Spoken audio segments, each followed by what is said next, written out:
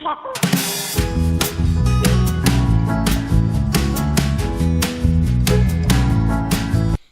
students, today we are here to discuss our chapter number 2 and the name of this chapter is From Trade to Territory. Okay, trade से territory तक क्या हुआ, कैसे trade से territory में हम convert हुए, हमारा वर्क कन्वर्ट हुआ.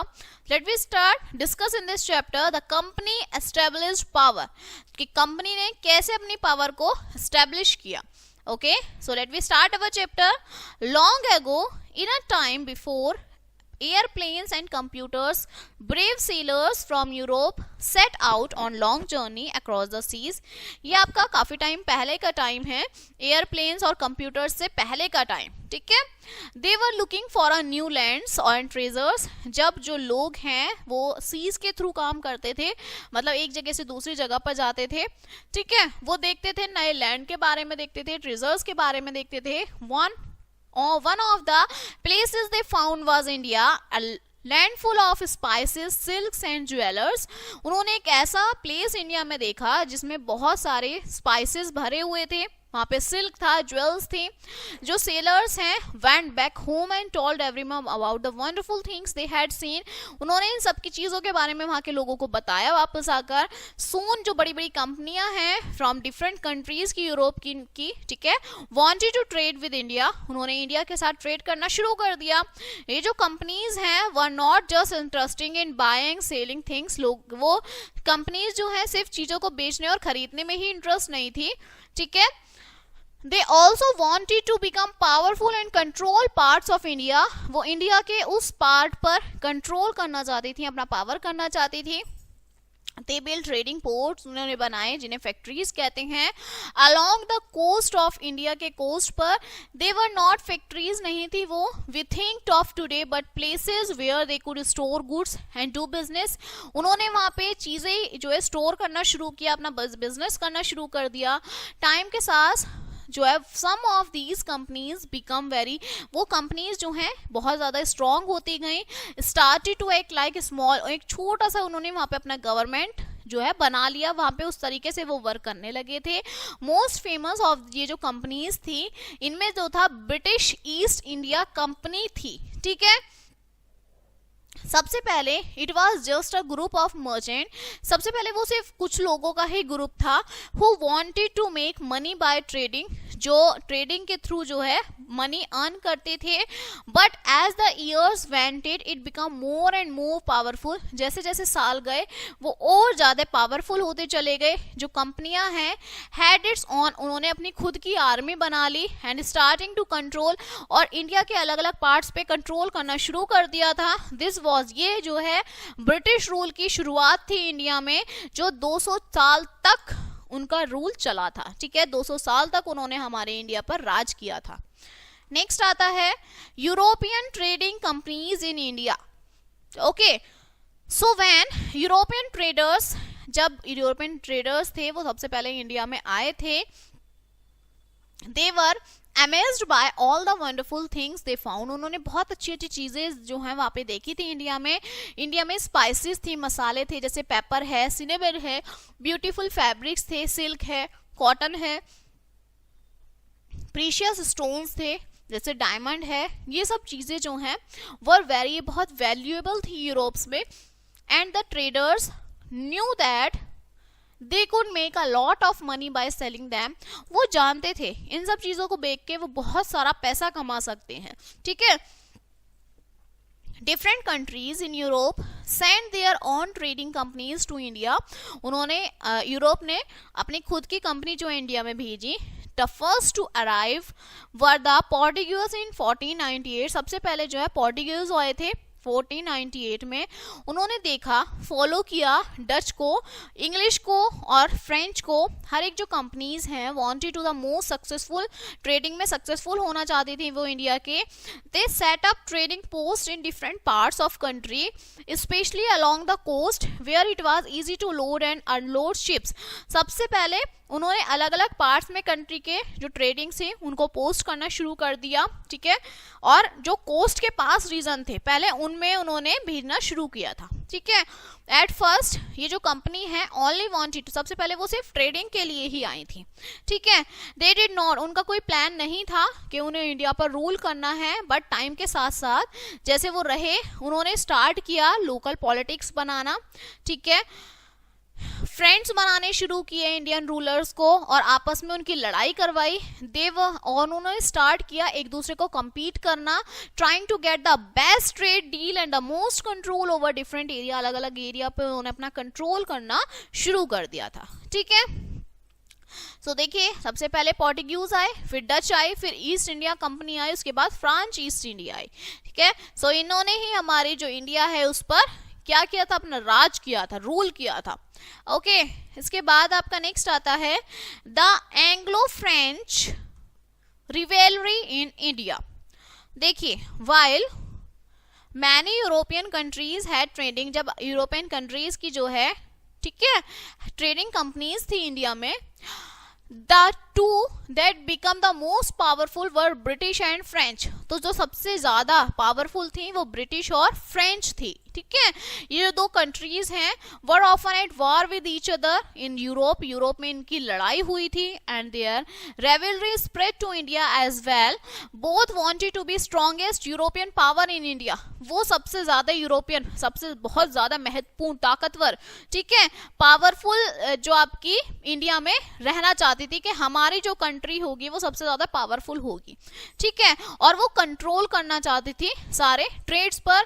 जो आपकी रिवेलरी है बिटवीन द ब्रिटिश और फ्रेंच के कंपनीज की इंडिया में लीड टू 3 इंपॉर्टेंट, 3 वार हुए थे, लड़ाई, जिसे ये क्या बोलते हैं, कैनेटिक्स वार बोलते हैं। ये जो वार्स थे वर नॉट जस्ट, ये सिर्फ यूरोपियंस के बीच के नहीं थे, दे ऑल्सो इन्वॉल्व, इसमें इंडियन रूलर्स भी इन्वॉल्व थे, who sided with either the British और the French hoping to gain advantages for themselves. वो इसलिए उनमें इन्वॉल्व थे क्योंकि शायद उन्हें कोई एडवांटेज दिख रहा था कि भाई हमारा कुछ एडवांटेज इसमें होगा, ठीक है। जो फर्स्ट आपका कैनेटिक वॉर था वो 1746 में स्टार्ट हुआ, 1748 में खत्म हो गया था। It began because of war between Britain और फ्रेंच के बीच में हुआ था यूरोप में। जो फाइटिंग थी इंडिया की was mainly around the city of Madras में हुई थी, ठीक है, ये लड़ाई, विच जो फ्रेंच है उन्होंने कैप्चर कर लिया था ब्रिटिश को। But when the war in Europe, जब यूरोप में लड़ाई खत्म हुई थी तो जो फ्रेंच थी had to give Madras back to the British, उन्होंने दोबारा ब्रिटिश को मद्रास दे दिया था। सेकेंड कार्नेटिक वार जो था वो 1479 से 54 तक चला था, मोर अबाउट इंडियन पॉलिटिक्स के बारे में था। दोनों ही ब्रिटिश और जो फ्रेंच थी वो इन्वॉल्व थी डिस्प्यूट करने में over how should rule in 2 Indian states, the Carnatic and Haryana. वो दोनों यही चाहती थी कि कैसे वो जो इंडिया की 2 स्टेट्स थे कर्नाटक और हैदराबाद, उन पे कैसे अपना रूलिंग करें, ठीक है। ये this war showed how the European companies were started to interfere more in Indian affairs. अब वो इंडियन अफेयर्स में इंटरेक्ट करना, ठीक है, उसमें इंटरफेयर करना उन्होंने शुरू कर दिया था।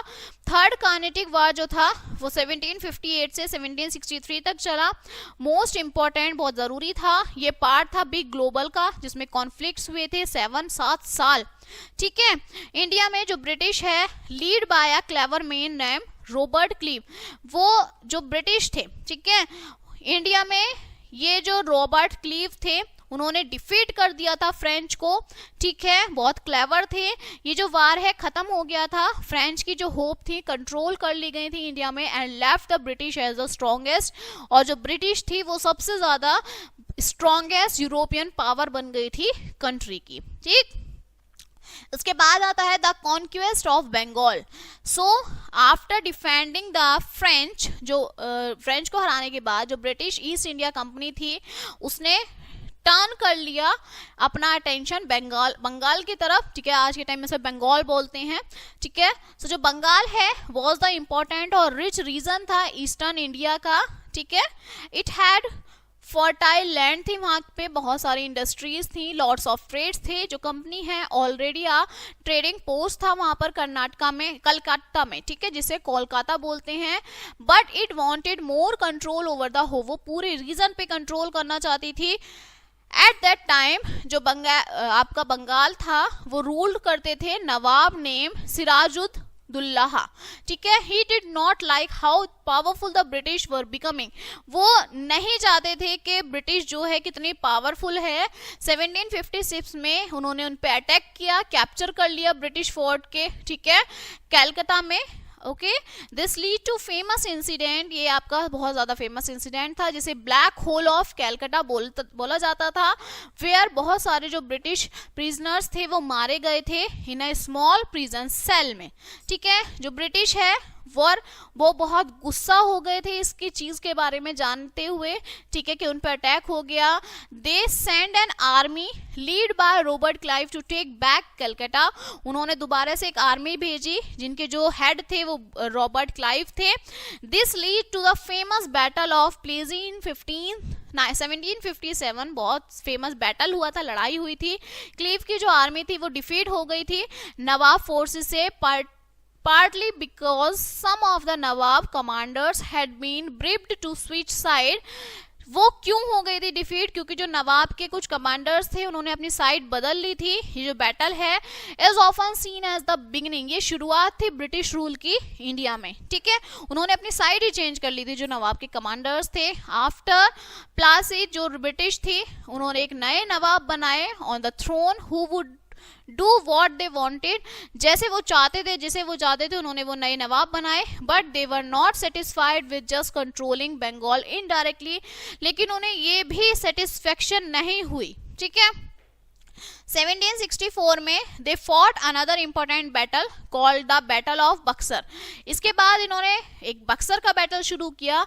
दे defeated by the combined armies of Bengal, Awadh and the Mughal emperor, उन्होंने सारी आर्मीज को एक साथ मिला लिया, ठीक है, कंबाइन कर लिया। उसके बाद उन्होंने उन्हें हराया। ये जो विक्ट्री थी इन्होंने इसे क्या दिया था? The British even more power, उसने ब्रिटिश को और ज्यादा ताकतवर बना दिया था, ठीक है। इसके बाद है डुअल और गवर्नमेंट, ठीक है। So after the battle, Buxar के बैटल के बाद 1764 में जो बक्सर का बैटल हुआ था, इसके बाद जो ब्रिटिश ईस्ट इंडिया कंपनी थी वो सबसे ज्यादा पावरफुल हो गई थी बंगाल में। But they did not want to rule directly, वो रूल नहीं करती थी। Instead they came up with a clever system called the dual government और डबल गवर्नमेंट, वो डुअल गवर्नमेंट पे वर्क करती थी। इस सिस्टम में देयर वर टू पार्ट्स, सरकार के दो पार्ट्स होते थे। नवाब ऑफ बंगाल जो था स्टिल देयर उनके पास था, and he was suppose to be in charge of things like laws and orders, वो उन पे चार्ज लगाते थे, लॉ एंड ऑर्डर्स के पे चार्ज लगाते थे। बट जो रियल पावर थी वो ब्रिटिश की थी, ठीक है, वो उसे कंट्रोल करते थे, जितनी भी मनी है, आर्मी है, ठीक है। इसका मतलब कि जो नवाब है had to do what the British wanted, नवाब वो काम करते थे जो उनसे ब्रिटिश कहती थी। Even though he was suppose to be the ruler, वो सिर्फ बैठे हुए थे गद्दी पे, जो रूलिंग कर रही थी वो ब्रिटिश कर रहे थे, ठीक है। द ब्रिटिश ऑफिसर्स आते थे, केम अप अपने आइडियाज लेकर, was name Robert Clive. He thought it was a good way for the British to have power without taking on all the responsibilities of ruling. अब उन्होंने ये कहा कि एक अच्छा तरीका है पावर करने का, ठीक है। नवाब had to be deal with any problem while the British got all the money from taxes and trade। उन्होंने क्या किया कि जो नवाब है वो डील करता है सारी प्रॉब्लम्स को, while जो ब्रिटिश है वो मनी लेती है, टैक्सेस लेती है लोगों से। This system was not fair to the people of Bengal, Bengal के लोगों के लिए ये जो सिस्टम है ये ठीक नहीं है। नवाब जो है could not really help them, उनकी मदद वो नहीं करते हैं, क्योंकि He did not have, उनके पास कोई पावर नहीं थी। जो ब्रिटिश हैं वर ओनली इंटरेस्टेड, वो सिर्फ पैसों में ही इंटरेस्टेड थे, and did not care much about governing well. This lead to a lot of problems, इससे बहुत बड़ी प्रॉब्लम्स हो गई। बिग फेमिनाइन हुई 1770 में, वेयर बहुत सारे लोग मर गए थे बिकॉज ऑफ खाने की कमी की वजह से, ठीक है।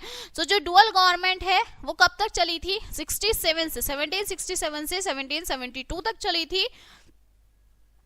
आफ्टर दैट, इसके बाद जो ब्रिटिश ईस्ट इंडिया कंपनी है उन्होंने डिसाइड किया बंगाल पे डायरेक्टली रूल करना. They had become so powerful हो गई थी वो, and they did not need to pretend any more. This was a big step towards the British taking control of all the India. ये उनका पहला स्टेप था कि पूरी इंडिया पर कंट्रोल करना. ठीक है, इसके बाद आता है the conquest of Mysore. So after taking control of Bengal के कंट्रोल के बाद जो ब्रिटिश ईस्ट इंडिया कंपनी थी उन्होंने टर्न कर लिया अपना attention to other parts. India के अदर पार्ट्स में मोस्ट पावरफुल जो स्टेट था that stood against them was Mysore. ठीक है, जो मेजर था वो था in the south of India, India के साउथ में था. ठीक है, जो माइसर था वो रूल्ड होते थे दो फेमस किंग हैदर अली और उनके सन टीपू सुल्तान उस पे रूल करते थे. ठीक है, they fought hard to stop the British from taking over the land. वो बहुत मुश्किल था, ठीक है, ब्रिटिश के लिए. सो ब्रिटिश ने फॉट 4 वॉर्स अगेंस्ट, उन्होंने 4 बार जंग की माइजर पे. ठीक है, जिसे क्या बोलते थे, एंग्लो माइजर वॉर्स बोलते थे. जो फर्स्ट एंग्लो माइजर वॉर था वो 1767 से 69 तक हुआ था. ठीक है, started when the British tried to help a local ruler against Hyder Ali, जिसमें जो लोकल के लोग थे उन्होंने हैदर अली के अगेंस्ट कर दिए थे. ठीक है, हैदर अली वॉन, वो इस लड़ाई को, जंग को जीत गए थे and force the British to sign a treaty compromising to help them if he was attacked. उन्होंने कहा कि अगर ये आपके साइन है, कॉम्प्रोमाइज कर लो. ठीक है, हेल्प कर लो जिनकी अटैक किया गया है. सेकेंड एंग्लो माइजर वॉर 1780 से 84 तक हुआ. Begin when the British did not keep their promises to help Hyder Ali. अब हैदर अली ने क्या कहा था, जिन लोगों को परेशानी हुई है, चोट लगी है, तुम उनकी देखभाल करो. ठीक है, उन्हें सही करो, लेकिन उन्होंने उसके प्रोमिसेस पूरे नहीं किए. दिस टाइम जो हैदर अली है उन्होंने ज्वाइन कर ली थी फोर्सेस फ्रेंच के साथ, who were still trying to fight the British. आप जो ब्रिटिश से फाइट करना चाहते थे, ठीक है, फ्रेंच के लोग. ये जो वार है खत्म, ended in the draw with both side agreeing to give back the land they had capture. अब उन्होंने क्या, दोनों साइड ने एग्री कर लिया कि जो वो लैंड उन्होंने कैप्चर की गई है वो उन्हें वापस कर देंगे. ठीक है, थर्ड जो एंग्लो माइजर वॉर था वो 1790 से लेके 92 तक हुआ. वो लड़ाई हुई अगेंस्ट टीपू सुल्तान के अगेंस्ट थे. ठीक है, who had become the ruler of, जो उस टाइम पे रूलर थे माइजर के अपने फादर के बाद. जो ब्रिटिश है वो जीत गए थे इस वार को and took half of Tipu's kingdom. और उन्होंने जो टीपू सुल्तान था उनका आधा जो किंगडम था, राज्य ले लिया था. They also named him pay a lot of money and give 2 of his son as hostage. उन्होंने उनके सारे पैसे ले लिए थे, उनके 2 बेटे भी ले लिए थे. ठीक है, जो फोर्थ आपका एंग्लो माइजर वॉर था वो 1799 में हुआ था. ये लास्ट वन था जो ब्रिटिश अटैक किया था उन्होंने माइजर पे बहुत बड़ी आर्मी के साथ. टीपू सुल्तान जो है वो बहादुरी से लड़े थे बट वो मारे गए थे इस बैटल में. आफ्टर दिस जो ब्रिटिश हैं उन्होंने कंट्रोल कर लिया था पूरा का पूरा Mysore, living only a small part under the rule of prince who agree to do what they said. उन्होंने बहुत छोटा सा ही पार्ट, ठीक है, उन्हें दिया था उनके प्रिंसेस को कि भाई अब तुम यहाँ पे ही राज कर लो, तुम्हें करना जो भी करना है. नेक्स्ट है द कॉन्क्यूस्ट ऑफ मराठा. अब माइजर के बाद बंगाल पे पहले किया उन्होंने राज. ठीक है, फिर वो आपके कहाँ आ गए थे, माइजर पे आ गए थे. माइजर के बाद अब वो मराठा पे आ गए. ठीक है, अब उन्होंने मराठा का राज्य भी अपने हाथों में लेना था. ठीक है, पावर में लेना था. सो जो मराठा थे वर अनदर पावरफुल ग्रुप था इंडिया का. Okay, that the British had to fight against. अब ब्रिटिश जो है इनके अगेंस्ट भी लड़ाई करने लगे. ठीक है, उन्होंने बहुत सारा पार्ट जो था सेंट्रल का, नॉर्थर्न इंडिया का अपने कंट्रोल में कर दिया था. मराठास जो हैं वर नॉन फॉर देयर, अपनी बहादुरी के लिए जाने जाते थे, क्लेवर लीडर्स थे वहां पर. They had been a strong force थी इंडिया की बहुत सालों तक and have even challenge the powerful Mughal empire. ठीक है, और उन्होंने मुगल एम्पायर को भी चैलेंज किया था. सो जो ब्रिटिश थे फॉर 3 वार्स अगेन मराठास के अगेंस्ट उन्होंने 3 बार लड़ाई की थी, जिसे एंग्लो मराठा वार बोला गया था. जो फर्स्ट एंग्लो मराठा वार था वो 1775 से 82 तक चला, जो स्टार्ट हुआ because of the dispute about who should rule in Pune the Maratha capital, के पुणे में कौन राज करेगा. ठीक है, जो मराठा की कैपिटल थी. British try to put their chosen leader in power.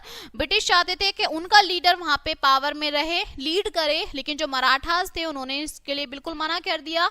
In the end Marathas जो है वॉर जीत गए थे and British had to accept their choice of ruler, और उन्होंने उसकी एक्सेप्ट कर ली थी चॉइस, ठीक है।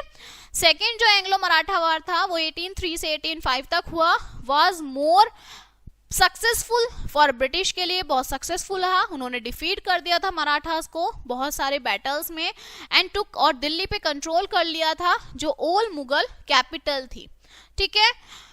This war directly Weeknd the Maratha power, Maratha की पावर को उन्होंने कमजोर कर दिया था और उन्होंने दे दी थी British control over a large part of central India के एक बहुत बड़े पार्ट को। थर्ड जो आपकी वॉर था वो 1817 से 1818 तक रहा था। फाइनल वन था, मराठा ने ट्राइड किया one last time to push back against British control, ठीक है, कि हम दोबारा से अपना राज्य हासिल कर लें, लेकिन जो ब्रिटिश थे वो बहुत स्ट्रांग हो गए थे, उन्होंने डिफीट हरा दिया मराठा को पूरी तरीके से, और सारी जो टेरिटरीज थी वो अपने अगेंस्ट कर ली, अपने कंट्रोल में कर ली। This war mark the end, अब मराठा पावर का भी यहाँ पे खत्म हो गई थी, एंड हो गया था। आफ्टर डिफीटिंग द मराठास के हारने के बाद जो ब्रिटिश है वो बहुत ज्यादा स्ट्रॉन्गेस्ट पावर बन गई थी इंडिया की, ठीक है। They now control most of the, वो पूरी कंट्री पे अपना राज करते थे, इधर डायरेक्टली और through agreements with local rulers. अब या तो वो डायरेक्टली करते थे या लोकल रूलर्स के साथ एग्रीमेंट कर लेते थे। जो कन्क्वेस्ट है मराठास का बहुत ज्यादा इंपॉर्टेंट सेट था इस्टेब्लिशमेंट ऑफ ब्रिटिश रूल के against over all the India, पूरे इंडिया में, ठीक है। अब इसके बाद नेक्स्ट आपका आता है द कॉन्क्वेस्ट ऑफ पंजाब। अब मराठा के बाद आते हैं हमारा कि वो पंजाब पे जो है अपना कंट्रोल करना चाहते थे। सो मराठास को हराने के बाद जो नेक्स्ट आपका बिग चैलेंज था ब्रिटिश के लिए वो पंजाब था। सो पंजाब जो है रीजन था नॉर्थ वेस्ट ऑफ इंडिया का, जिसमें वो रूल करने चाहते थे पावरफुल सिख किंगडम पे। जो सिख थे उनकी स्ट्रॉन्ग आर्मी थी, ठीक है, एंड वो बहुत बहादुर थी बैटल्स लड़ाई करने में। जो रूलर्स थे पंजाब के महाराजा रंजीत सिंह, जिन्हें आप लॉयन ऑफ पंजाब भी हम बोलते थे, had build a strong and well organized kingdom उन्होंने बना रखा था। As long Ranjit Singh was alive, वो काफी टाइम तक जो है जीवित रहे थे। जो ब्रिटिश थे did not try to take over Punjab, उनसे वो नहीं ले पाए थे Punjab. They even made friendly agreement with him, अब उन्होंने उनके साथ जो है एग्रीमेंट किया बहुत फ्रेंडली तरीके से। But after Ranjit Singh died in 1839 में, जब रंजीत सिंह की डेथ हो गई थी, सो जो पंजाब है वो अनस्टेबल हो गया था। There were fight over who should be next ruler, वो लड़ाई करने लगे नेक्स्ट रूलर कौन होगा। सो जो ब्रिटिश हैं saw this as change to control, अब ये उनके लिए चेंजेस था कि वो कंट्रोल कर सकें। They fought 2 wars against the सिखों के अगेंस्ट उन्होंने 2 वार लड़े। सबसे पहले एंग्लो सिख वार, फर्स्ट जो था वो 1845 में हुआ था और 46 तक चला था, ठीक है। When the Sikh army cross the river, जो अब सिख की आर्मी जो थी वो क्रॉस कर रही थी सतलुज रिवर को, विच वॉज द बॉर्डर जो था ब्रिटिश टेरिटरी का। सो जो ब्रिटिश हैं वो जीत गए थे इस वार को। आफ्टर सम हार्ड फाइटिंग के बाद दे टुक कंट्रोल ऑफ सम सिख, कुछ सिखों की जो जमीन थी उस पर उन्होंने कंट्रोल कर लिया था। ब्रिटिश ऑफिसर्स जो थे इन charge of the young Sikh ruler, उन्होंने यंग सिख रूलर पे चार्ज अप्लाई कर दिए थे। सेकेंड एंग्लो वार 1848 में 49 तक चला था। दिस हैपेंड बिकॉज बहुत सारे जो सिख थे वो खुश नहीं थे ब्रिटिश कंट्रोल से। This war was even harder from the British but they won in the end, लेकिन लास्ट में वो जीत गए थे। इस वॉर के बाद जो ब्रिटिश है उन्होंने कंप्लीटली कंट्रोल कर लिया था पंजाब पे और अपनी टेरिटरी में उन्हें ऐड कर लिया था। जो कॉन्क्यूज्ड है पंजाब का बहुत इंपॉर्टेंट था ब्रिटिश के लिए, because it give them control all over the northern India पे उन्होंने पूरी तरीके से कब्जा कर लिया था। It also gave them a young strong base, एक स्ट्रॉन्ग बेस मिल गया था उनके पास to defend against any invasion from the north west, okay, which was always a worry for rulers in India. अब इंडिया के रूलर्स के लिए बहुत चिंताजनक बात थी, ठीक है। इसके बाद आता है आपका एनेक्सेशन ऑन वेरियस प्रीटेक्स्ट। देखिए as the British East India company, अब धीरे धीरे जो आपकी ईस्ट इंडिया कंपनी थी वो बहुत पावरफुल हो गई थी, उन्होंने स्टार्ट कर दिया to took over Indian states in different ways, ठीक है। समटाइम्स उन्होंने यूज किया फोर्सेस, जैसे like in the war we have learn about it, उन्होंने लड़ाई करना शुरू कर दिया था। अदर टाइम्स एक उन्होंने क्लेवर ट्रिक अपनाई थी कंट्रोल करने के लिए। Two of the most famous ways जो थे they did this were was subsidiary alliances and doctrine of lapse। देखिए जो आपकी subsidiary alliance थी वो प्लान की गई थी, क्रिएटेड बाय लॉर्ड, आपके ये जो इसे क्रिएट किया था, ये क्रिएट किया था लॉर्ड वेलेस्ली ने, हु वॉज द जो गवर्नर थे जनरल ऑफ इंडिया के 1798 से 805 तक। इस सिस्टम के अंडर जो इंडियन रूलर्स थे कुड कैप देयर थ्रोन्स को वो रखते थे, but they had to agree in some conditions में वो एग्री होते थे। They had to let the British keep an army in their states, ठीक है, वो उनके स्टेट्स में ब्रिटिश आर्मी को रखते थे एंड पे फॉर इट, और उसके लिए वो पे करते थे। They also couldn't make agreement with each other, Indian rulers के थ्रू वो कोई एग्रीमेंट नहीं बनाते थे और हायर करते थे फॉरेन एक्सपर्ट्स को बिना ब्रिटिश परमिशन के। If they could not pay, अगर वो पे नहीं करते थे आर्मी को, they had give some of their land, तो उन्हें अपनी जो जमीन होती थी वो ब्रिटिश को देनी पड़ती थी, ठीक है। जो इंडियन रूलर्स थे वो एक्सेप्ट करते थे सब्सिडरी अलायंस को because they thought it would protect them, कि वो उन्हें प्रोटेक्ट करेंगी, but it actually made them, लेकिन वो उन्हें प्रोटेक्ट नहीं करती थी, वो उन्हें कमजोर बना देती थी, ठीक है। एंड डिपेंडेंट, और ब्रिटिश पे वो डिपेंड होने लगते थे। They lost control of their foreign policy को वो लॉस कर देते, अपनी आर्मीज को लॉस कर देते थे। टाइम के साथ जो ब्रिटिश है वो यूज करती थी इस सिस्टम को to take more and more control, जो उनके स्टेट्स थे वो उन पे कंट्रोल रखें, ठीक है। जो डॉक्ट्राइन ऑफ लैप्स था अनदर ट्रिक थी जो ब्रिटिश यूज करते थे, स्पेशली जो आपका लॉर्ड डलहौजी थे जो गवर्नर थे जनरल के 1848 से 56 तक। इनके रूल के अकॉर्डिंग अगर इंडियन रूलर मर जाते थे नेचुरल ईयर से और a son his state would lapse to be taken over the British, तो जो उनका बेटा है वो वहां पर वर्क करेगा, ठीक है। This was different from Indian tradition, से बिल्कुल अलग था, जहां पे जो रूलर्स थे कुड अडॉप्ट सन, वो अपने बच्चों को अडॉप्ट कर लेते थे। If they did not have, अगर उनके पास कोई बच्चा नहीं होता था तो वो अडॉप्ट कर लेते थे। so, जो ब्रिटिश है वो यूज करते थे doctrine of lapse to take over several states में इंक्लूडिंग सतारा, झांसी एंड नागपुर, ठीक है। This made many Indian rulers and people, अब इस चीज को जो है बहुत लोग गुस्सा करने लगे। They felt it was unfair and went against their customs, अब वो ये कहने लगे कि भाई ये तो हमारे अगेंस्ट है कस्टम्स के। जो उनका गुस्सा था caused by the doctrine of lapse के लिए था, वाज वन ऑफ द, एक ऐसा रीजन था ये जिसमें बिग रिवॉल्ट था अगेंस्ट ब्रिटिश के अगेंस्ट इन 1857 तक, ठीक है। इसके बाद नेक्स्ट आता है आपका causes of the success of British. आप ब्रिटिश को सक्सेस होने के क्या क्या कॉजेज थे। जो ब्रिटिश ईस्ट इंडिया कंपनी थी सक्सेस हुई इन टेकिंग कंट्रोल, इंडिया में कंट्रोल करने के लिए बहुत सारे रीजन से। ये बहुत ज़रूरी था समझना कि ये जो कॉजेज थे ये हमें दिखाते हैं कि how a trading company from a far off land was able to become the rule of vast and ancient country like India, कि जो कंपनी सिर्फ एक ट्रेडिंग के लिए आई थी उन्होंने इतनी बड़ी कंट्री इंडिया जो थी, इंडिया जैसी कंट्री पे उन्होंने राज कर लिया था, ठीक है।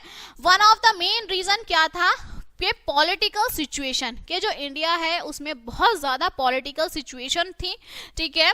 जब ब्रिटिश आई थी जो इंडिया, जो मुगल एम्पायर थे which had rule much in India, जब ब्रिटिश आए थे राज करने के लिए तो सबसे ज़्यादा जो पार्ट था वहाँ पे मुगल जो है अपना राज्य करते थे, ठीक है।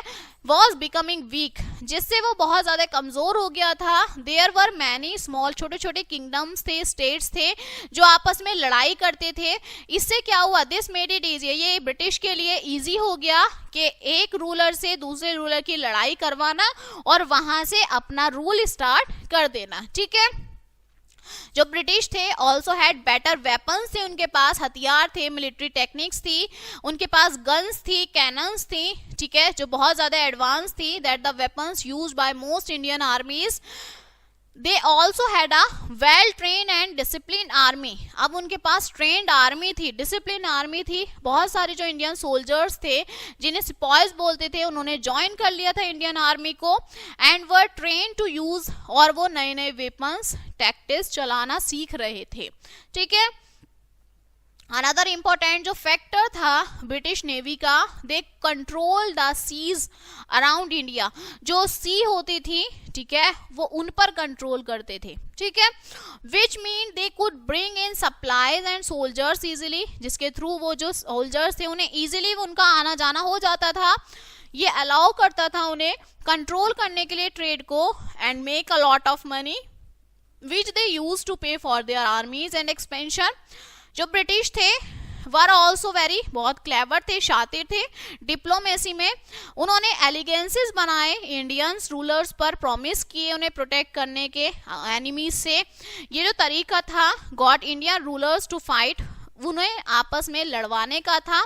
ठीक है, जो ब्रिटिश थे वो यूज करते थे, ठीक है, सब्सिडरी अलायंस का, डॉक्ट्राइन ऑफ लैप्स का, जिससे उन्होंने सीखा अर्लियर टू टेक के किस तरह से स्टेट्स पर कंट्रोल करना है बिना लड़ाई किए। ठीक है, लास्टली जो ब्रिटिश हैं हैड, उनके पास अच्छा ऑर्गेनाइजेशन हुआ, एडमिनिस्ट्रेशन हुआ, दे कैप्ट, उन्होंने रिकॉर्ड्स जो है डिटेल में कैप्ट किए, लॉज बनाए, गवर्नमेंट सिस्टम बनाया, जिससे उन्होंने अलाउ किया कि कंट्रोल कैसे करते हैं एक बड़े एरिया पर, ठीक है, कुछ ही लोगों के साथ।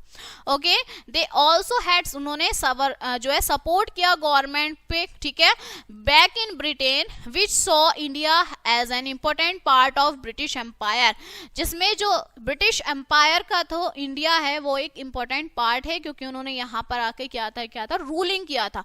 सिर्फ कुछ ही जने आए थे और उनसे उन्होंने पूरे इंडिया पर ही राज कर लिया था। So finally this chapter is finished now. Let us see the brush up of this chapter. जो यूरोपियन ट्रेडिंग्स थी, company came to India for valuable goods के लिए, खरीदने के लिए, सामान खरीदने बेचने के लिए आई थी। एंग्लो फ्रेंच जो थे rivalry lead to their 3 Carnatic wars in India. British ने हरा दिया था बंगाल नवाब को in the battle of Plassey में। ब्रिटिश ने माइजर में लड़ाई की, मराठा में लड़ाई की, पंजाब किंगडम्स में लड़ाई की। क्लेवर जो पॉलिसीज थी ब्रिटिश की, वो सब्सिडरी अलायंस थी और वो एक्सपैंड हुई थी ब्रिटिश कंट्रोल के through. Okay, so this chapter is finished now and we will meet on the next chapter. So thank you.